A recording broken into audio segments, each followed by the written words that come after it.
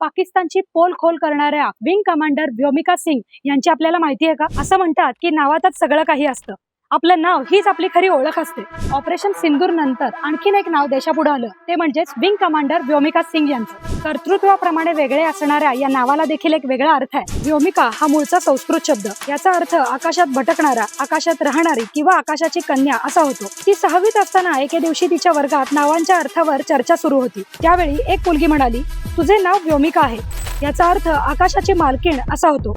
आणि त्याच दिवशी तिने पायलट होण्याचा निर्णय घेतला. विंग कमांडर व्योमिका सिंग 2004 ला सैन्यात दाखल झाल्या. त्यांनी इंजिनिअरिंगचं शिक्षण पूर्ण केलं. सैन्यात दाखल झालेल्या कुटुंबातल्या त्या पहिल्याच सदस्य आहेत. अति जोखमीच्या भागात त्यांना पायलट पदाचा अनुभव आहे. माहितीनुसार त्यांनी आजपर्यंत 2500हून अधिक तास उड्डाण केलं. काश्मीर आणि ईशान्येकडच्या अवघड भागांमध्ये त्यांनी चेतक आणि चिता ही हेलिकॉप्टर्स चालवली आहेत.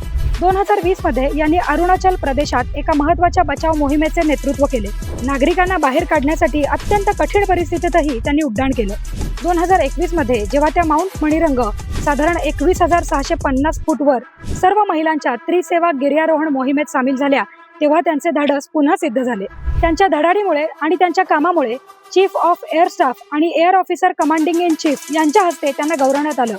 ऑपरेशन सिंदूर संदर्भात देशाला इंग्रजीमध्ये माहिती देण्याची संपूर्ण जबाबदारी विंग कमांडर व्योमिका सिंग या पार पाडतायत. एका साध्या शाळकरी मुलीपासून ते सन्माननीय हवाई दल अधिकाऱ्यापर्यंतचा त्यांचा हा प्रवास हे निष्ठा, चिकाटी आणि भारतीय सैन्यातील महिलांची वाढती भूमिका याचे उत्तम उदाहरण आहे. विंग कमांडर व्योमिका सिंग यांना आमचा सॅल्यूट. अशा या आकाश कन्येचा आम्हा सर्व भारतीयांना खूप खूप अभिमान आहे. तुम्ही देखील ही माहिती जास्तीत जास्त भारतीयांना नक्की शेअर करा. जय हिंद, जय भारत.